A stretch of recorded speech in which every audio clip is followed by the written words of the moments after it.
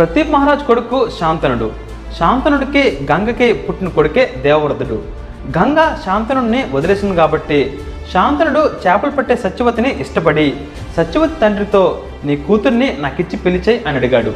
నీ కొడుకు దేవవ్రతుడే రాజ్యానికి రాజు అవుతాడు, నా కూతురి పిల్లలు రాజవరు కాబట్టి నేను నీకు నా కూతురినివ్వను అని శాంతనుడితో అన్నాడు.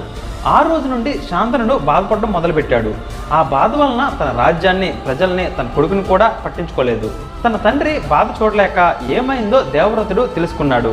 తన తండ్రి సంతోషమే తనకు ముఖ్యమని, ఎలాగైనా మా నాన్నకి సత్యవతినిచ్చి పెళ్లి చేయాలని సత్యవతి తండ్రి దగ్గరికి వెళ్ళి, నేను రాజునవుతాను అని నువ్వు అనుకోవడం వల్లే కదా మా తండ్రికి సత్యవతినిచ్చి నువ్వు పెళ్లి చేయనన్నావు.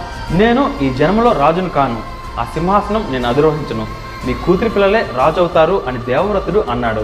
అయినా సరే నేను ఈ పెళ్లికి ఒప్పుకోను, ఎందుకంటే ఇప్పుడు నువ్వు సింహాసనం వద్దని వదిలేయచ్చు, కానీ నీ పిల్లలు ఎందుకని సింహాసనాన్ని వద్దనుకుంటారు? అధికారం వద్దని ఎవరు ఊరుకుంటారు? తర్వాత కొట్టుకు చేస్తారు, అందుకనే ఈ పెళ్లికి నేను ఒప్పుకోను అని అన్నాడు.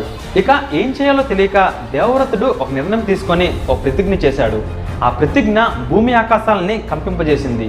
ఆ ప్రతిజ్ఞ భారతదేశ భవిష్యత్తునే మార్చేసింది. ఆ ప్రతిజ్ఞ భూమి మీదకి దేవుళ్ళని దించేలా చేసింది. ఆ ప్రతిజ్ఞ భూమి మీద దేవుళ్ళు లేకుండా కూడా చేసింది.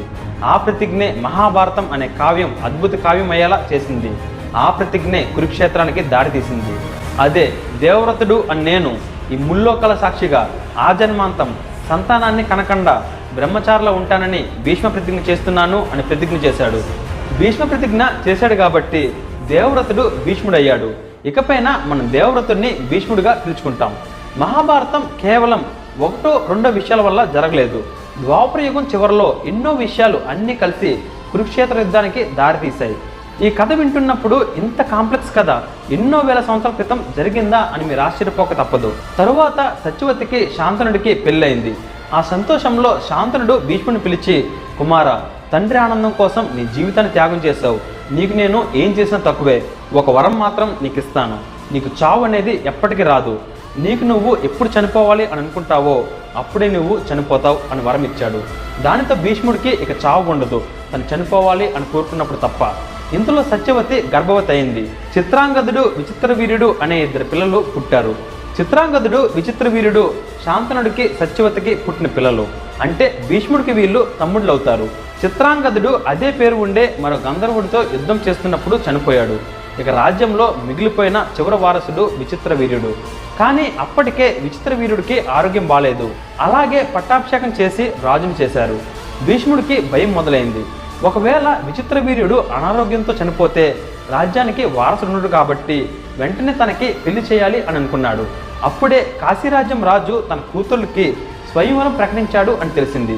విచిత్రవీర్యుడిని స్వయంవరానికి పంపిస్తే తన అనారోగ్యం వల్ల ఓడిపోతాడు, ఇక మనకు మిగిలింది ఒకటే దారి అని స్వయంవరం జరుగుతున్నప్పుడు మధ్యలో భీష్ముడు ప్రవేశించి అక్కడే పోరాటం చేసి కాశీరాజు యొక్క ముగ్గురు కూతుర్ని కిడ్నాప్ చేసి తీసుకొచ్చాడు. ఆ ముగ్గురి పేర్లు అంబ, అంబిక, అంబాలిక. కానీ వీళ్ళల్లో అంబ అనే ఆవిడ అప్పటికే వేరే రాజ్యానికి చెందిన సార్వ అనే రాజుని ప్రేమించింది. ఈ విషయం భీష్ముడికి చెప్తే, ప్రేమించిన వాళ్ళని విడదీసేంత నీతి లేనివాడిని కాదు నేను, ఇక నీకు స్వేచ్ఛనిస్తున్నాను, నువ్వు ప్రేమించిన వ్యక్తితో పెళ్లి చేసుకొని సంతోషంగా ఉండు అని పంపించాడు. మిగిలిన అంబిక, అంబాలికల్ని తన రాజ్యాన్ని తీసుకొచ్చి విచిత్రవీర్యుడికిచ్చి పెళ్లి చేశాడు.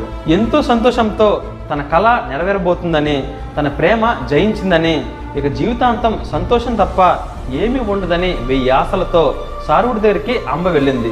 ఇక మనకి ఏ అడ్డు లేదు, మన ప్రేమని గెలిపించుకోవడానికి మనం పెళ్లి చేసుకుందాం అని అంది. దానికి సారువుడు, నన్ను క్షమించంబా, నేను నిన్ను పెళ్లి చేసుకోలేను. ఒకరు నీ రాజ్యాన్ని ఓడించి నేను ఎత్తుకెళ్ళిన తర్వాత మళ్ళీ నా పట్టప్రాణిగా ఈ రాజ్యానికి మహారాణిగా నేను రాజ్యంలో ఉండనివ్వలేను. దానికి నా మంత్రులు కానీ నా ప్రజలు కానీ ఒప్పుకోరు. ఎప్పుడైతే భీష్ముడు నిన్ను ఎత్తుకెళ్ళాడో అప్పుడే నువ్వు తన సొంతం, నాకెప్పటికీ నువ్వు సొంతం కాదు, నన్ను క్షమించు అని అమ్మని తిరస్కరించాడు. అమ్మ గొంతు మూగపోయింది. కళ్ళల్లో నుండి వచ్చేది కన్నీరా లేక ప్రవాహమా అన్నట్టుగా ఉంది. తన చేతులు వణుకుతున్నాయి. ఒక శిలలా అక్కడ నుంచొని సారుడి వైపు ఎంత చూసినా కనీసం వెనక్కి తిరిగి అంబని సారుడు చూడలేదు. ఇక ఆశలన్నీ 1000 ముక్కలైపోయి తనకి ఏం చేయాలో తెలియక ఇక వెనుక తిరిగి భీష్ముడి దగ్గరికి వచ్చింది. ఎప్పుడైతే నువ్వు నా రాజ్యాన్ని జయించి నా చేయి పట్టుకొని స్వయంవరం జరుగుతున్న సభలో నుండి నన్ను ఎత్తుకెళ్ళావో ఆ క్షణమే నేను నీ సొంతమైనట్టు అని ఈ కారణాలు చెప్పి సార్వుడు నన్ను తిరస్కరించాడు. ఇక నేను నీ దాన్ని, నన్ను పెళ్లి చేసుకో అని అంబ భీష్ముడితో అంది. దానికి భీష్ముడు ఇప్పటికే అంబిక అంబాలికలతో విచిత్ర వీరుడికి పెళ్లి అయిపోయింది. తన ఆరోగ్యం బాగోలేకపోవడం వల్ల విచిత్ర వీరుడికి నిన్నిచ్చి నేను పెళ్లి చేయలేను, అలాగని నేను చేసిన ప్రతిజ్ఞ వల్ల నేను పెళ్లి చేసుకోలేను, పిల్లల్ని కనలేను, కాబట్టి నన్ను క్షమించు అని భీష్ముడు అన్నాడు. నా రాజ్యం పైన దాడి చేసి నన్ను ఎత్తుకొచ్చి నా కన్నవారికి దూరం చేసావు, ప్రేమించిన వాడే నన్ను తిరస్కరించేలా చేసావు. నువ్వైనా చేరదీస్తావేమో అని అనుకుంటే నువ్వు నన్ను వద్దంటున్నావు. ఒక ఆడదని ఉసురు పోసుకున్న నువ్వు నీ రాజ్యం ఏం సుఖపడుతుంది, ఏం సంతోషంగా ఉంటుంది? నువ్వు భీష్మ ప్రతిజ్ఞ ఎలా చేసావో నేను ఇప్పుడు ప్రతిజ్ఞ చేస్తున్నాను. నీకు చావు రాదని సంబరపడుతున్నావు కదా, ఏనాటికైనా నీ చావుకి నేనే కారణమవుతాను అని భీష్ముడి ముందు ప్రతిజ్ఞ చేసి అడుగుల్లోకి ఆమె వెళ్ళిపోయింది. ఫ్రెండ్స్, ఒక మోస్ట్ ఇంట్రెస్టింగ్ కథ చదివితే చాలు అది ఒక మంచి జీవితాన్నే మార్చేస్తుందంటే మీరు నమ్ముతారా? కేవలం ఆ కథ మీ పిల్లలకి చదివి వినిపిస్తే చాలు వాళ్ళ జీవితానికి కావాల్సిన విలువలు నేర్చుకుంటారు అంటే మీరు నమ్ముతారా? మీరు జీవితంలో అనుభవిస్తున్నా లేక రాబోతున్నా ఎలాంటి సమస్యకైనా పరిష్కారం ఒక కథ చదివితే చాలు మీకు దొరుకుతుంది అంటే మీరు నమ్ముతారా? Yes, it's possible only with the greatest epic ever told in the history of mankind. It's the Mahabharata. ఈ కథ ఒక సూపర్ హిట్ మూవీ కన్నా 100 రెట్లు గొప్పగా ఉంటుంది. It's a challenge. విక్రమాదిత్య మాటలో రాసిన మహాభారతం పూర్తి కథ 2 భాగాలలో పుస్తకం ఇంకా ఈబుక్ రూపంలో అమెజాన్ ఇంకా 43 ఆన్లైన్ స్టోర్స్లో దొరుకుతుంది. ఈ పుస్తకం ప్రపంచవ్యాప్తంగా 54 భాషల్లో దొరుకుతుంది. లింక్స్ ఈ వీడియో కింద డిస్క్రిప్షన్లో ఇచ్చాను, వెంటనే ఆర్డర్ చేయండి. ఎందుకంటే ఇది కేవలం ఒక పుస్తకం మాత్రమే కాదు, ఇది నీ జీవితానికి కావాల్సిన గ్రంథాలయం. భీష్ముడికి బాధగా ఉన్న తన బాధ్యతల వల్ల తన ప్రతిజ్ఞ వల్ల ఏమీ చేయలేకపోయి మౌనంగా ఉన్నాడు. ఇంతలో విచిత్ర వీరుడికి అనారోగ్యం ముదిరి మరణించాడు. అంబిక అంబాలిక విధులయ్యారు. ఇక రాజ్యానికి రాజు లేడు, వారసుడు లేడు. రాజ్యమంతా అల్లకల్లోలం అవుతుంది. మంత్రులంతా నేను రాజునవుతానంటే నేను రాజు అవుతాను అని సంక్షోభ స్థితిలో ఉన్నారు. ఇలా వదిలేస్తే కేవలం కొన్ని రోజుల్లోనే రాజ్యం పతనం అవుతుంది.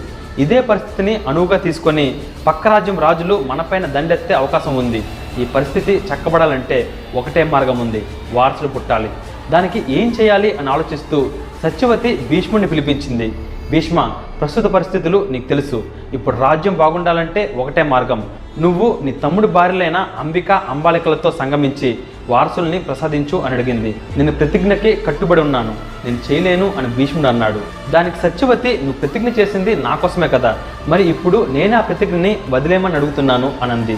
దానికి భీష్ముడు, నేను ప్రతిజ్ఞ చేసింది నీ కోసమే కావచ్చు, కానీ నేను ప్రతిజ్ఞ చేసింది నా మాట నేను తప్పకూడదని.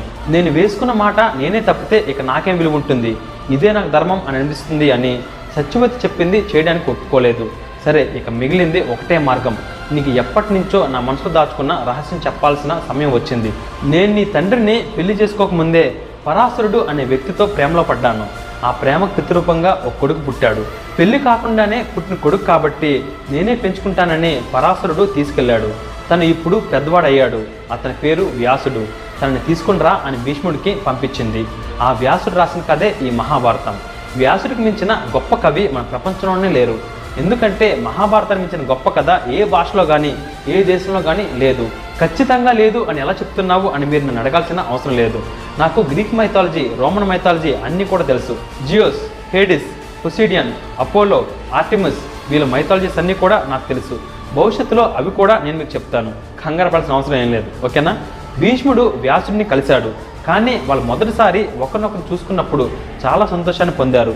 ఎందుకంటే ఇద్దరు గొప్ప వ్యక్తులు ఎదురుపడినప్పుడు వాళ్ళ ఐ కాంటాక్ట్లో గొప్ప వ్యక్తిని కలిశాననే ఎమోషన్ ఖచ్చితంగా కనిపిస్తుంది. భీష్ముడు వ్యాసుడిని తన రాజ్యానికి తీసుకెళ్లాడు. వ్యాసుని చూసి సత్యవతి ఎంతో సంతోషించింది. వ్యాసుడితో పరిస్థితి అంతా వివరించింది. అంబిక అంబాలికలతో సంగమించి పిల్లల్ని కనాలని చెప్పింది. అమ్మ, నేను ఆజన్మ బ్రహ్మచారిని, కానీ తల్లి మాట వినడం ధర్మం కాబట్టి నువ్వు చెప్పినట్టు వింటాను అని అన్నాడు. ఇక్కడ మీరు గమనిస్తే తల్లి చెప్పిన మాట కన్నా తను వేసుకున్న మాటనే పాటించడం ధర్మం అని భీష్ముడు అనుకున్నాడు. తను వేసుకున్న మాట కన్నా కన్నతల్లి మాట పాటించడం ధర్మం అని వ్యాసుడు అనుకున్నాడు. మీరే చెప్పండి, ఏ ధర్మం? అందుకే ప్రతి ఒక్కరికి వారి పాయింట్ ఆఫ్ వ్యూలో ఒక నిజం ఉంటుంది. పరిస్థితుల ప్రభావం వల్ల మనం మనుషుల్ని జడ్జ్ చేస్తున్నాం, అది చాలా తప్పు.